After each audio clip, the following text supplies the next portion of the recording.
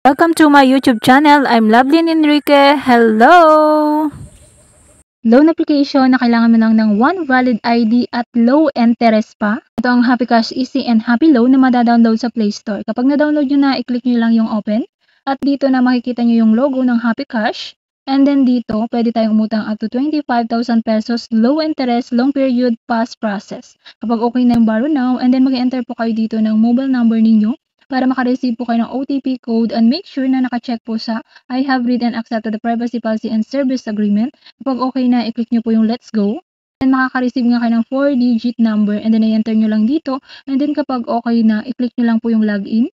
And then next naman dito yung permission. Make sure na I understand and agree. I-click nyo lang po yan. Ito yung mga permission na dapat sa device, sa location, app list, and then camera. Kapag okay na yan, i-next nyo na.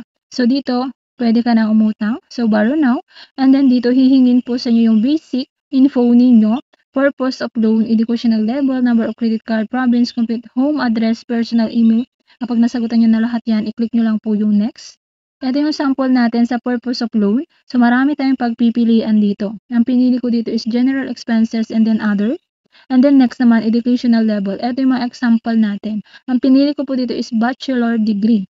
And then next naman dito, number of credits card. So pwede nyo po ilagay 0 kung wala po kayong credits cards. Kung meron naman, pili na lang po kayo sa ibang number. And then next naman dito yung province ninyo. Pili lang kayo dito kung nasa Luzon, Visayas, Mindanao po kayo. Pili po kayo dyan. And then dito, pili kayo ng city. And next naman, work info naman yung tatanungin sa inyo, yung pipil-upan ninyo. Trabaho nyo, monthly income, payroll period days, pay days ninyo. Kapag nasagutan nyo na lahat yan, i-click nyo po yung next. Ito yung sample natin sa trabaho. Ayan, pwede tayong mamili dyan. Ang pinili ko dito is self-employed business owner. And then dito, sub-occupation. So, ang pinili ko naman dito is business and finance. Kung ano po dyan sa inyong trabaho, pilip lang po kayo dito dahil maraming tayong pagpipilian dyan. And then, work info natin, ito yung mga sinagutan natin, monthly income natin, ang nilagay ko is 35,000 pesos. Once a month na ako magsahod.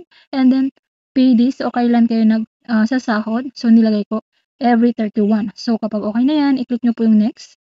And then, dito naman, hihingi sa inyo yung contact info ninyo or mga reference number ninyo. Kapag hindi po kayo makontak sa inyong mobile number na niregister dito sa Happy Cash, ito yung mga tatawagan nila. So, make sure na na-inform nyo sila lahat dito kapag maglalagay kayo ng reference number.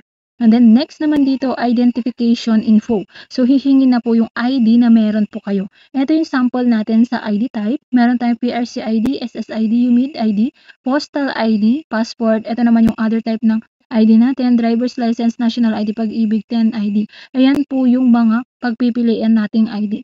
Higher credit natin, pili na lang po kayo sa mga recommended ID. So, ang pipiliin natin dito is national ID kasi ito lang yung meron tayo. And then, next naman dito, pipicturean nyo na po yung harap at likod ng inyong ID para mabasa yung mga information. Make sure na maliwanag po yung pagkakapicture nyo ng ID nyo, front and back. Kaya na, i-confirm nyo lang po yung ID information nyo. Ayan, nakalagay na po dyan lahat yung ID number, first name, middle name, last name, birthday, gender, marital status. Kapag mali naman po yung mga nabasa dyan sa inyong ID, pwede nyo pong i-edit at ilagay yung tama. And then kapag okay na, i-click nyo po yung next. And then dito, enable nyo lang yan. And then dito naman, mag-facial verification ka. Haharap ka sa camera. And then kapag okay na, i-click nyo tong verify now. So dito, show your frontal face. Ayan, titingin lang kayo sa camera para sa face verification.